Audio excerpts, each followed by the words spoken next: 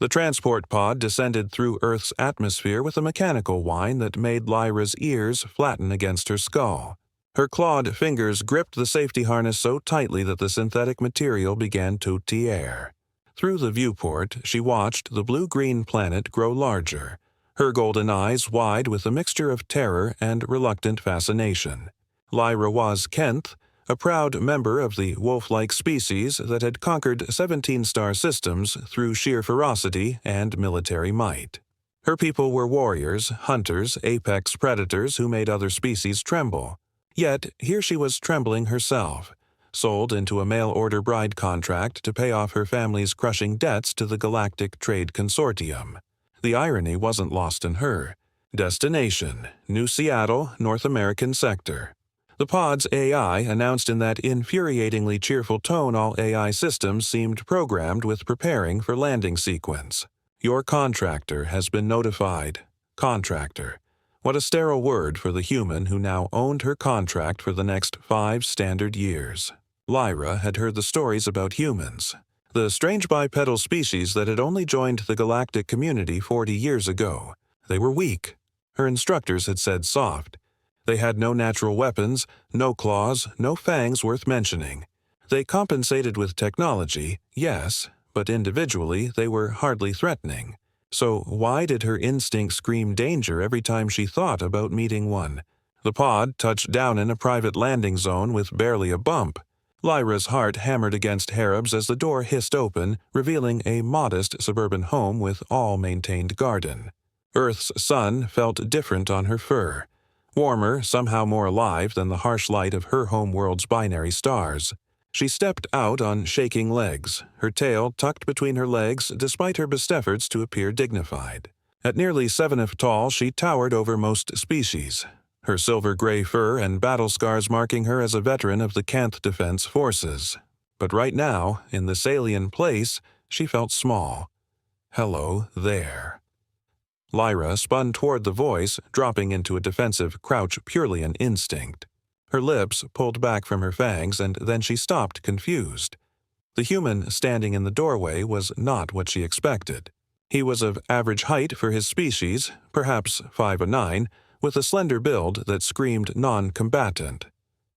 His skin was pale, his hair a messy brown that fell across thick framed glasses. He wore what her cultural briefing had called casual clothing, a shirt with strange symbols on it. She could make out the words, "May the Force be with you," and comfortable-looking pants.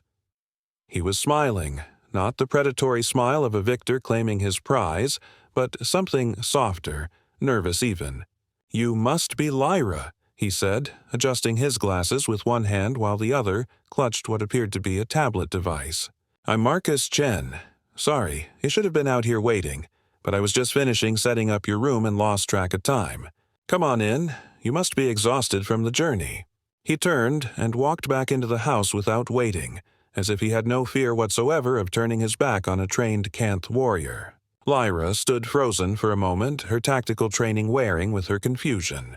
Every instinct told her this was wrong. Prey didn't act like this. Owners didn't act like this. What kind of game was the human playing? Cautiously, she followed him inside. The interior of the home was cozy. That was the only word for it. The walls were lined with shelves containing hundreds of physical books and strange collectible figurines. A large screen-dominated one wall, currently displaying a paused image of what looked like Aspace battle. Comfortable furniture filled the space, and the air smelled of something sweet and warm. "I made cookies," Marcus said, emerging from what she presumed was the kitchen with a plate of golden brown discs, chocolate chip. I wasn't sure if Kenneth could eat chocolate. The internet had conflicting information, but I figured we could test it with a small piece first. I also made regular sugar cookies just in case, and I have about 17 different meal options prepared based on what I could find about Kenneth's dietary needs. He paused, pushing his glasses up again. I might have over-prepared a bit. Lyra just stared at him, her mouth slightly open. Marcus set the plate down and rubbed the back of his neck, a gesture she would come to recognize as his nervous habit. "Right, sorry, I'm info-dumping. My friends always tell me I do that. You probably want to see your room and get settled. Come on, it's upstairs." He led her up a staircase to a spacious bedroom that had been clearly prepared with care. The bed was enormous, large enough even for her frame, with soft-looking blankets in shades of silver and blue. A desk sat by the window, already equipped with a computer terminal configured for Galactic Standard Interface. The walls were bare, but he'd left several containers of art supplies in one corner. "I wasn't sure what you'd like for decoration," Marcus explained, "so I figured you could personalize it however you want. The bathroom is through that door. And you made sure to get the high-pressure shower head because I read that Kenth prefers stronger water flow. If anything isn't right, just let me know and we can fix it." Lyra finally found her voice. "Why?" Marcus blinked at her. "Why? What? Why are you?" She gestured vaguely at the room, at him, at everything. "Doing all this. I'm your contracted bride, your property for the next 5 years. You don't have to Whoa, stop right there," Marcus interrupted, holding up his hands. His expression had shifted, become more serious. "You are absolutely not my property. That's not how this works. Yes, you have a contract, but so do I. I'm contracted to provide you with safe housing, food, and a cultural exchange experience. You're contracted to provide companionship and help understand Kenth culture better." He pushed his glasses up again. "And honestly, the whole mail-order bride thing is kind of an archaic term. I prefer to think of it as an arranged partnership with the possibility of mutual affection, if both parties are interested. But I paid the Galactic Trade Consortium's placement fee and agreed to cover your living expenses. I didn't buy you. Big difference." Marcus smiled again, and Lyra was struck by how genuine it seemed. "Look, I know this situation is weird and probably scary for you. If I'm being honest, I'm terrified. I've never even had a girlfriend, let alone an arranged alien bride. I'm a software engineer who spends most of his time coding and watching sci-fi shows. My social skills are charitably questionable." Despite herself, Lyra felt her ears perk up slightly. "Then why did you sign up for this program?" Marcus's expression turned thoughtful because I wanted to prove something to myself. I guess that I could step outside my comfort zone, and because he hesitated, then continued. "Because when I read your file, just the basic information they provide, I saw that you were a veteran dealing with PTSD, and you took this contract to help your family. That takes courage, real courage. I respected that." Lyra felt something unfamiliar stirring in her chest. Her entire life strength had meant physical prowess, victory in combat, dominance.